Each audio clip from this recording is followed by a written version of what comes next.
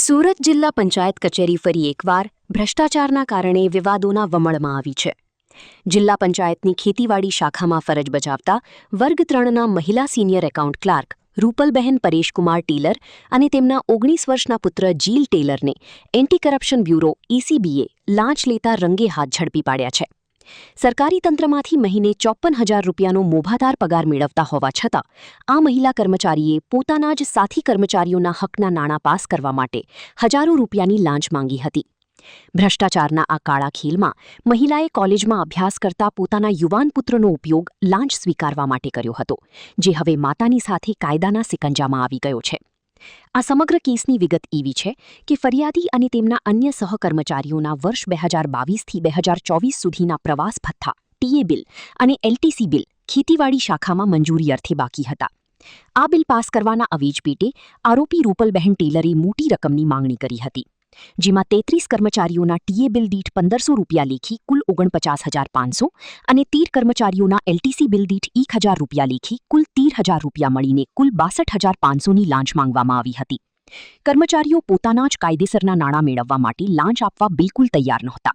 ફરિયાદીએ આ ભ્રષ્ટાચાર સામે લાલાંખ કરીને સુરત શહેર ECB પોલીસ સ્ટેશનનો સંપર્ક સાધ્યો હતો અને સત્તાવાર ફરિયાદ નોંધાવી હતી. આ ફરિયાદના આધારે લાંચના આખા નેટવર્કને ખુલ્લું પાડવા માટે ECBના ઉચ્ચ અધિકારીઓ દ્વારા એક સચોટ અને ગુપ્ત ટ્રેપ તૈયાર કરવામાં આવી હતી. ફરિયાદી પાસે તે સમયે કુલ માંગણીમાંથી 30,000 રૂપિયાની વ્યવસ્થા થઈ શકી હોવાથી પ્રથમ હપ્તા તરીકે આ રકમ આપવાનું નક્કી થયું હતું. 29 મે 2026ના રોજ સુરતના જહાંગીરાબાદ વિસ્તારમાં આવેલા મુજી ઓમકાર હાઇટ્સ ઉગટ ફીસાણ રોડ પર જાહેર રોડ ઉપર લાંચની રકમની લેતી દેતી નક્કી થઈ હતી. ECBની ટીમે સવારથી જ આ સ્થળની આસપાસ સાદા વેશમાં ગોઠવણી કરી દીધી હતી અને આરોપીઓની હિલચાલ પર ચાંપતી વોચ ગોઠવી દીધી હતી. નક્કી થયા મુજબ જ્યારે ફરિયાદી ઘટના સ્થળે પહોંચ્યા ત્યારે મુખ્ય આરોપી મહિલા ક્લાર્ક રૂપલબહેન ટેલરે ફરિયાદી સાથે હેતુલક્ષી વાતચીત કરી લાંચની રકમની ખાતરી કરી હતી. ત્યારબાદ તેમની પોતે સીધા નાણાં લેવાના બદલે ત્યાં હાજર પોતાના પુત્ર જીલ ટેલરની આ રકમ લેવા ઇશારો કર્યો હતો. કોલેજમાં ભણતા 19 વર્ષના જીલે જેવી ફરિયાદી પાસેથી 30,000 રૂપિયાની લાંચની રકમ હાથમાં લીધી, એવી જ રીતે આસપાસ સંતાયેલી ECBની ટીમે ત્રાટકીને તેને રંગી હાથ દબોચી લીધો હતો અને લાંચની રકમ રિકવર કરી હતી. આ સફળ ઓપરેશન સુરત શહેર ECB પોલીસ સ્ટેશનના પોલીસ ઇન્સ્પેક્ટર KG ધડુક અને તેમની ટીમ દ્વારા પાર પાડવામાં આવ્યું હતું. આ સમગ્ર ઓપરેશનનું સુપરવિઝન મદદનીશ નિયામક RR ચૌધરી ECB સુરત એકમ દ્વારા કરવામાં આવ્યું હતું, જ્યારે વડોદરા લાંચ રૂશ્વત વિરોધી બ્યુરોના ઇન્ચાર્જ નાયબ નિયામક BM પટેલના માર્ગદર્શન હેઠળ આ કાયદેસરની કાર્યવાહીની આખરી ઓપ આપી બંને આરોપીઓની અટકાયત કરવામાં આવી છે. ECBની એક જાગૃત નાગરિકથી ફરિયાદ મળેલી.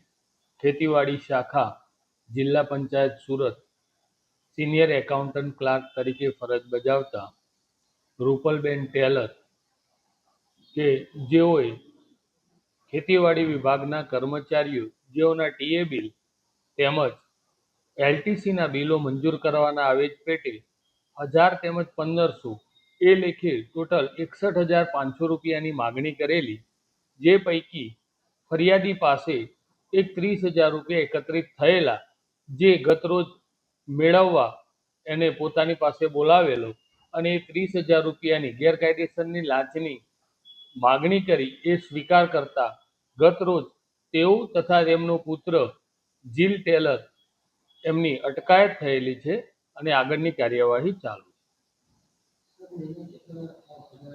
આ જે રૂપલબેન છે તે લગભગ છેલ્લા 11 વર્ષથી ફરજ બજાવે છે અને તેઓનો હાલનો પગાર 54,000 છે.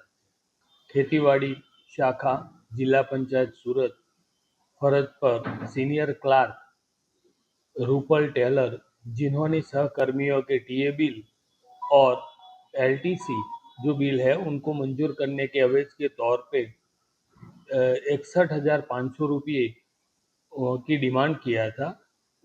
उन डिमांड के तहत कल जो कंप्लेनर था उसके पास 30,000 रुपये इकट्ठे हुए थे, जो 30,000 रुपया दे जाने के वादे के तहत 30,000 रुपया लेते हुए उनका पुत्र जील टेलर और रूपल टेलर दोनों पकड़े गए हैं और उनके खिलाफ कार्यवाही जारी है.